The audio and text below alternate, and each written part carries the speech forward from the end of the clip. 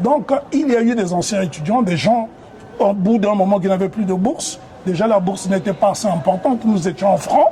La bourse en francs français, ça ne devait pas dépasser les 1000 francs, 1000 francs français qui équivaut à peu près à 150 €. Mais à l'époque, il faut comprendre que le SMIC était à peine à 1200 francs. Donc, il y avait à la Mecque des salariés, des chômeurs.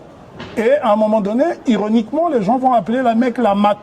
Non pas la maison des étudiants congolais, mais la maison des aventuriers congolais.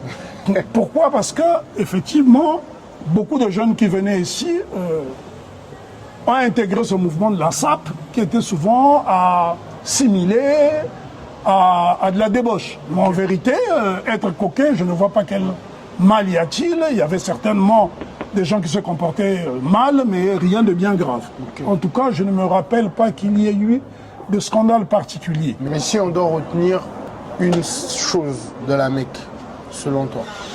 Je dirais plutôt que la Mecque, c'était une solidarité. Okay. Une certaine solidarité, rappelant qu'à la Mecque, il y avait des gens de toute origine ethnique qui vivaient ici, exclusivement des Congolais.